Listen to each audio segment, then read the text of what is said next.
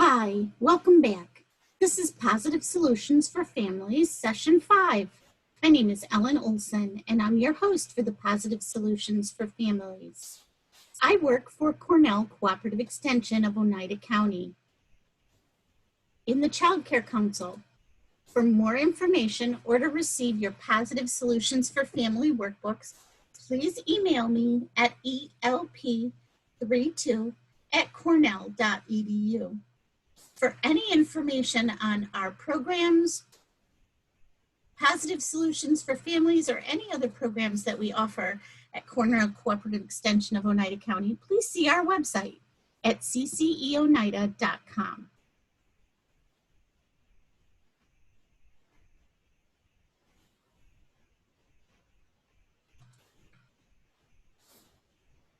Positive Solutions for Families, Session 5, Facing the Challenge, Part 1.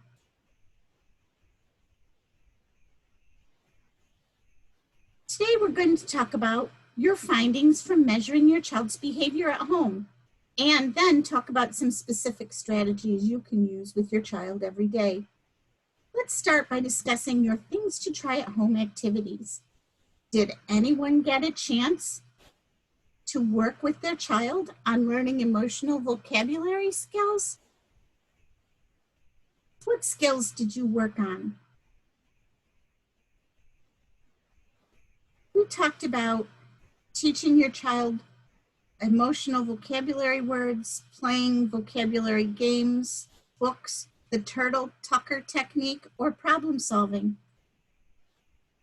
Which ones did you try? How did it go? How did your child respond? How did it make you feel? The other thing that we tried in our things to try at home activity was measuring behavior. You were going to try to observe your child and write down a clearly defined behavior that you wanted to change. As you observed the challenging behavior over the past few days, did anything stand out that got your attention? Did the behavior look the same across observations, or were there changes? Were any of you able to answer the question why they do what they do?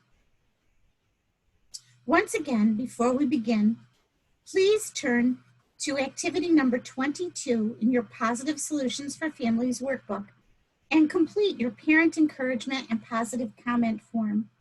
Give yourself a big pat on the back. You're doing super.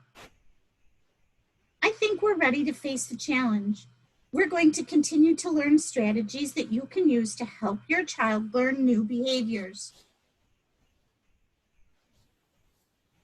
Please don't feel like you should try all of these at once. Take your time. Think about each strategy. Choose one to try out and then practice using that strategy until you're comfortable. Then you can move on to another one. Your ultimate goal is to be able to use these strategies in everyday life without thinking about them or without noticing where one stops and the other one begins. Here's the first strategy we're going to talk about. Know what's reasonable. Remember that it's important to know your child's abilities and limitations. Expecting too much or too little can lead to problems and frustrations for both you and your child. Keep your expectations realistic. When you consider your child's abilities and limitations, it's very important to take a look at the entire picture. For example, let's say you want your child to pick up his or her toys before bedtime. First, ask yourself, does my child understand what picking up your toys actually means? Have I showed my child what it means to pick up your toys? Is my child physically able to pick them up and put them where they belong?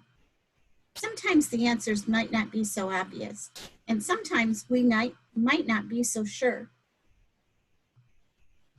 Even if you're certain that your child understands what you expect of them, there's another matter. This is the matter of probability. What's the history when it comes to this task and your child? Do you have to remind your child to get started?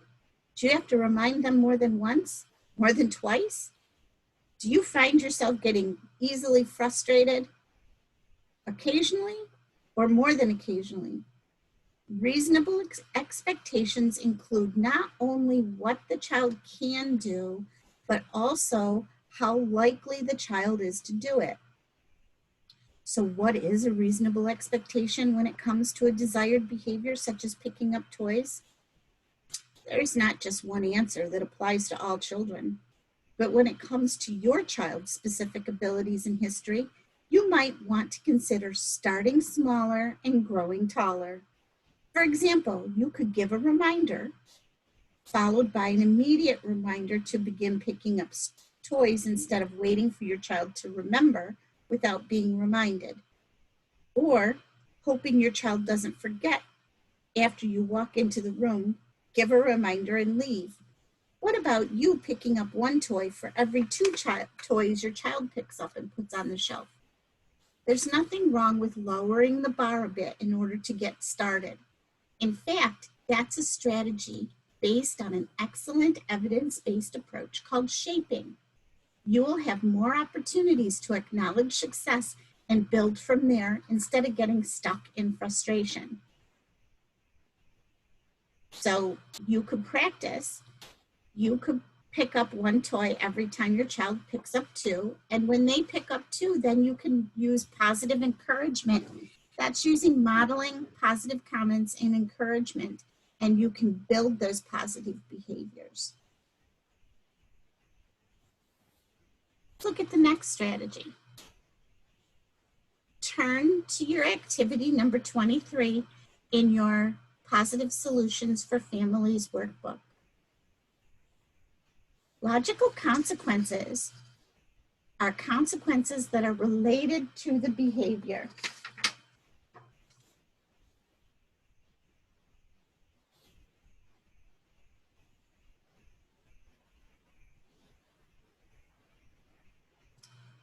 These are responses that are logically related to your child's behavior.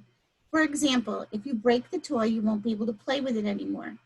They teach your child that he or she has a responsibility for and control over his or her behavior. They show your child the results of his or her behavior. Logical consequences must be practical and enforced. Only select the options you're willing to enforce.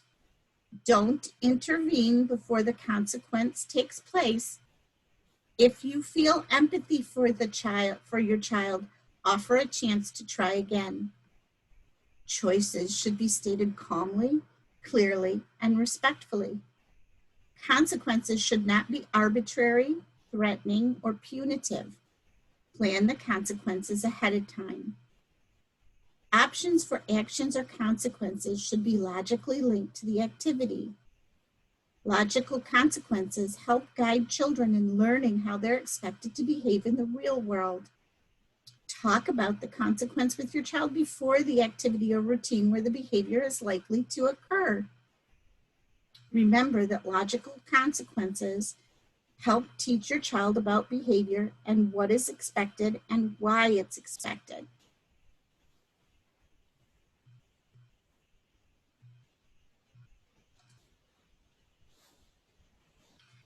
Try to come up with some logical consequences for each one of these situations. A child throws a block at his sister.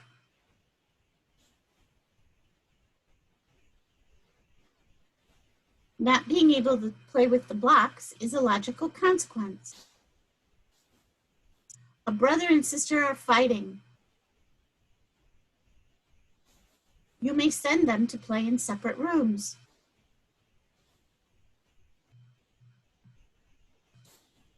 A child keeps dumping water out of the tub.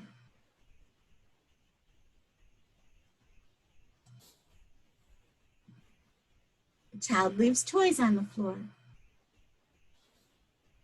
A child paints table and floor with finger paint.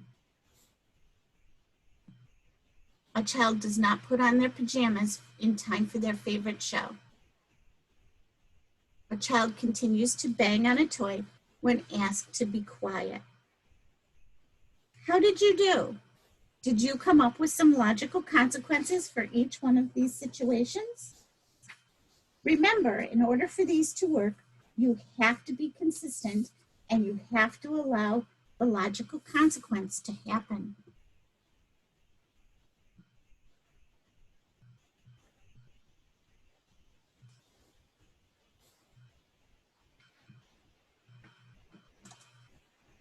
Now look at activity number 24 in your Positive Solutions for Families workbook.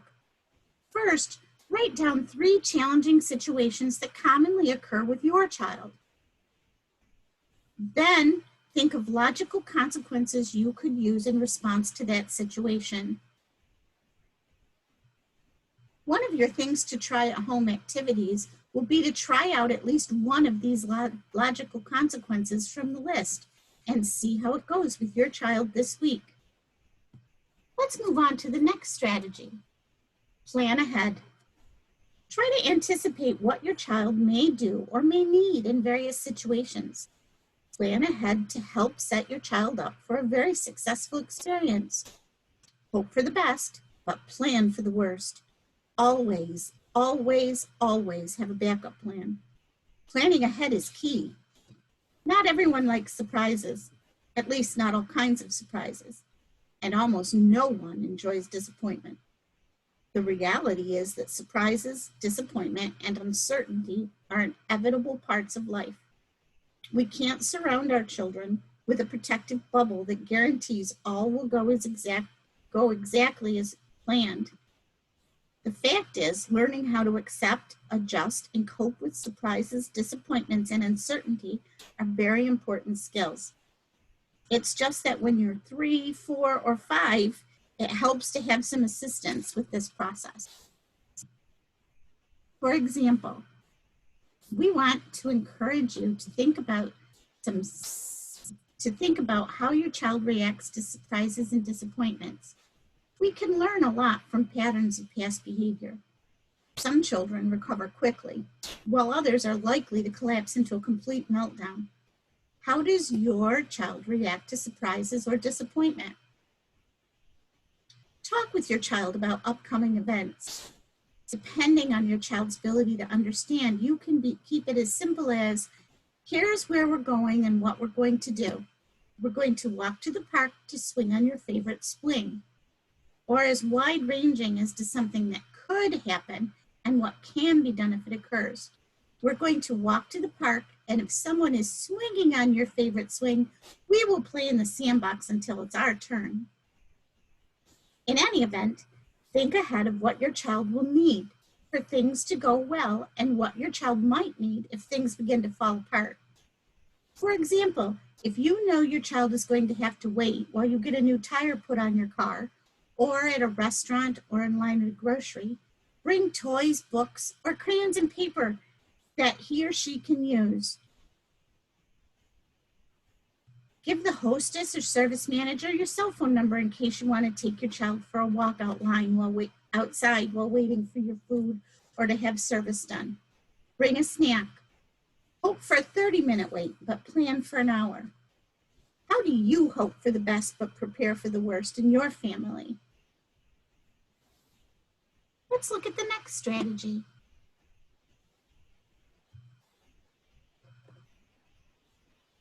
Present limited, reasonable choices. This is another strategy to consider using. Most children are not born with the ability to make decisions and then accept the consequences. Learning to take personal responsibility requires plenty of support and practice. A good way to help is to offer your child limited, reasonable choices throughout the day. Here's an example of a bad choice. Do you want mashed potatoes, French fried potatoes, baked potatoes, or sweet potatoes? How could we rephrase this question into a limited choice?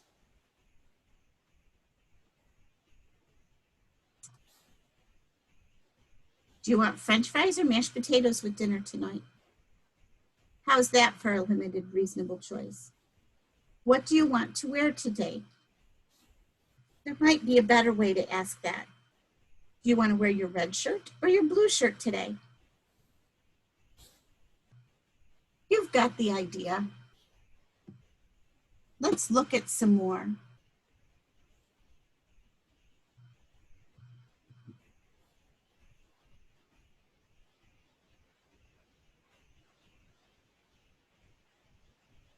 What should you do if your child decides that neither choice is appealing or wants to change his or her mind after making a choice? Our recommendation is that in almost all instances, you should stick with your original offer. You can say that is a pretty one too, but today's choice is either red shirt or blue shirt. Maybe you can choose your yellow one tomorrow. Our next strategy is say first. First, put on your shoes and then you may go outside. This is a contingency statement, a first then. Some people call this strategy grandma's rule. A first then statement is a simple instruction that tells your child what he or she must do first in order to do something they want to do. The basic guidelines when using contingency statements are have a positive focus, set reasonable limits, follow through, and be prepared for your child's response. It might be no. If the response is no, it's important to be consistency. Consistency is always key, and not allow the then to happen. Let's practice making contingency statements. When you pick up your toys, then you can go outside. How about a few more examples that you can come up with?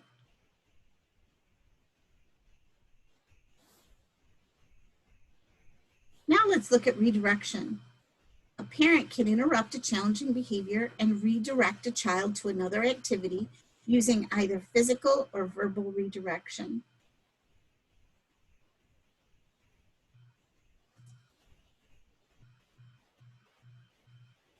Physical redirection interrupts the child's challenging behavior and re-engages the child in a more appropriate activity. If a child is playing in the sink and splashing water all over the bathroom, a parent might physically move the child away from the sink and over to the toys in the child's room. At the toys, the parent will sit down on the floor and begin to play in a way that is engaging to the child. Verbal redirection. A verbal redirection distracts a child and provides an alternative activity. For example, a child might be trying to gain the attention of a parent who is on the telephone with an important call. Another adult could then say to the child something like, "Hey Ella, let's go upstairs and read some of your new library books." Or if you're the only adult in the house, you could have a special busy box available nearby and you could hand it to your child. The child would then busy himself by playing with the special toys in the box while you finish with your phone conversation. In order for this activity to work, the busy box has to include toys that the child doesn't get to see or play with all the time. That will make them more engaging when you need to get something done and have to distract them for a while. Another example, a child is upset and throwing a temper tantrum because he or she was asked to turn off the television. The parent could redirect the child by saying, "Wow, it's a beautiful day outside. I feel like going to the park to play."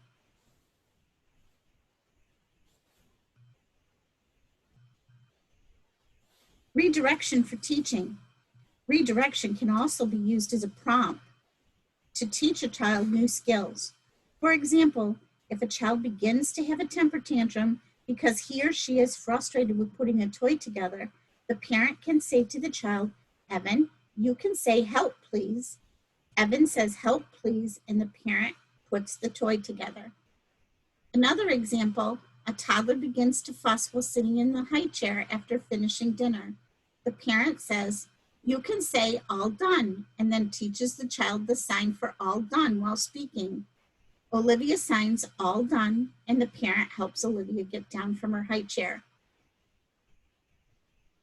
Look at the redirection scenario handout, which is in your workbook.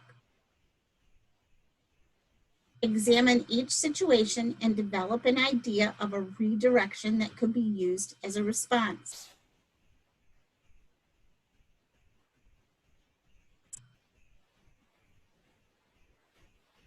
there are 8 different situations. A child grabs a toy from a sibling. A child throws a toy when the sibling asks for it. A child throws sand in the sandbox. A child pulls hair when patting the dog. A child cries, "I don't want to clean up," when asked to pick up toys. A child says, "This is yucky," and spits out food. A child screams to his sibling, "No, it's mine, don't touch." A child begins whining for attention when the parent is making dinner. What kinds of redirection activities can you come up for each one of these scenarios? You can pause this video and you can take your time to work on this activity. I'll be here when you're ready to move on.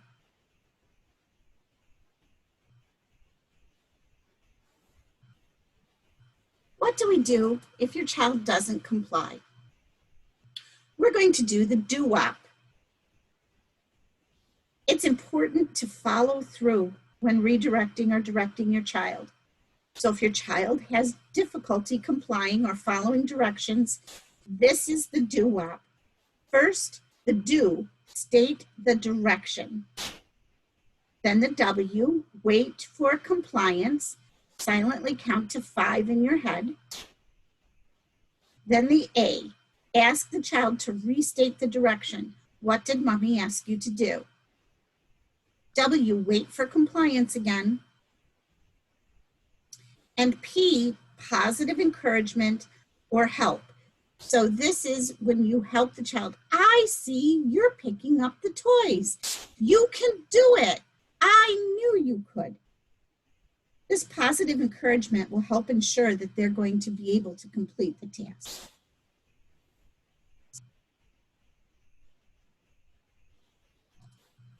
Catch your child being good. Give specific positive attention to the behaviors that you want to see. This teaches your child what to do. When you see a behavior you would like to see again, encourage it. You don't have to make a great big deal about it, just acknowledge it.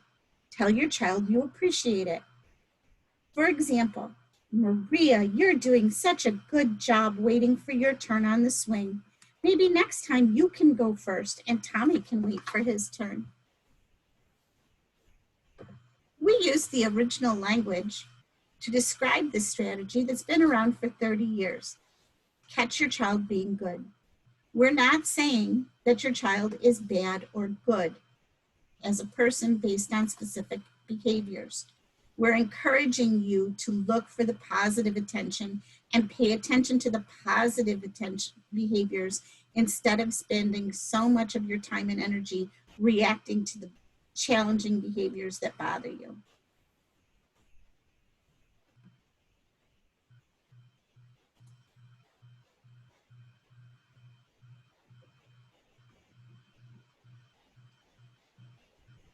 This slide lists a variety of children's actions. Come up with ways to catch the child being good and write out specific positive attention for what the child did. Again, you can pause this video and take your time to answer these questions. I'll be right here when you're done.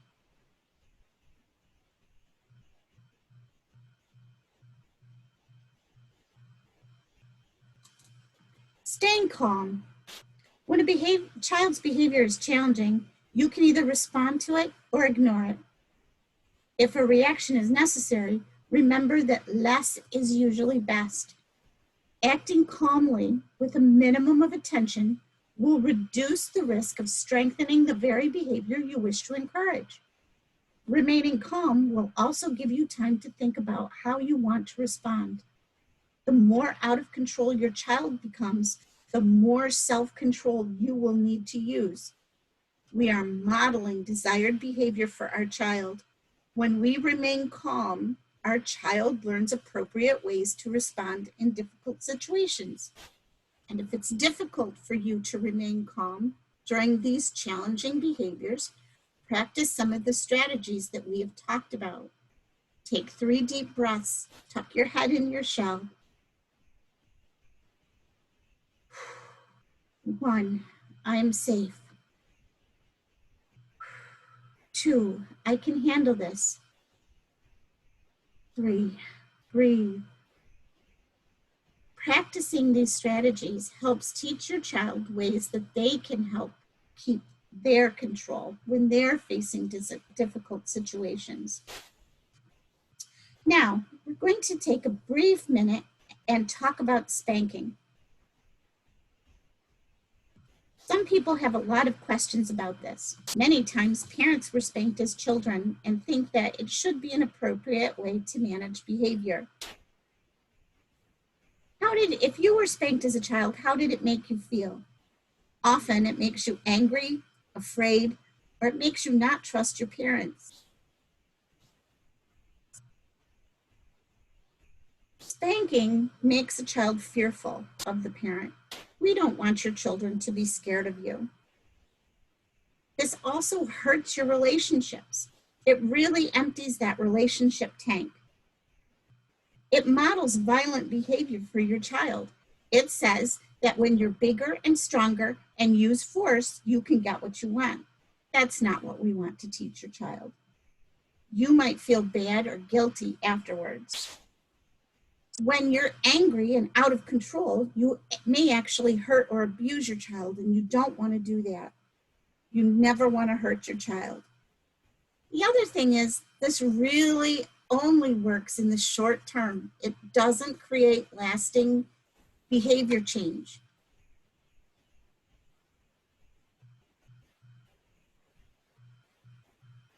We have other strategies that can be more effective at responding to challenging behaviors. Things that you can do instead. Let's look at the next one. Let's use neutral time. Neutral time is a time when your child is calm and you are calm, and it is a great time to teach your child what to do. Look at your workbook, Positive Solutions for Families, activity number 26.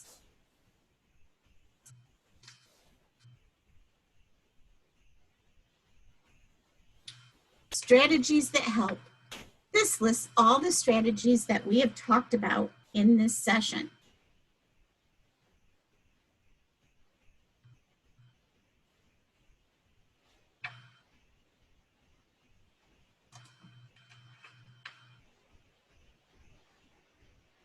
Now we're going to talk about your things to try at home. You have learned a lot of strategies, and maybe you're beginning to use them. You have learned how to observe your child's behavior and gain a better understanding of what it's about. By knowing that, you are better able to decide what to do about the behavior. You've also learned a variety of ways to teach your child new skills, from introducing household rules to building social skills. Finally, we talked about how you might help your child in a difficult situation. I want you to look through your workbook and think about all the things you've learned and what you have tried. I want you to make a strategies to-do list. There's a page for this in your workbook, activity number 27. One of your goals on this list should be to use the logical consequences activity 24 we talked about earlier. Add at least 2 more to your list. This will be the list of strategies you want to focus on, improve, or do a better job of. In our last session, we will be discussing what to do about specific problems. I want to encourage you to review the materials in your workbook and make a commitment to use the strategies we've discussed. Thank you so much for being here. I look forward to seeing you in session 6. Thank you again. If you need more information, please contact me at elp32@cornell.edu.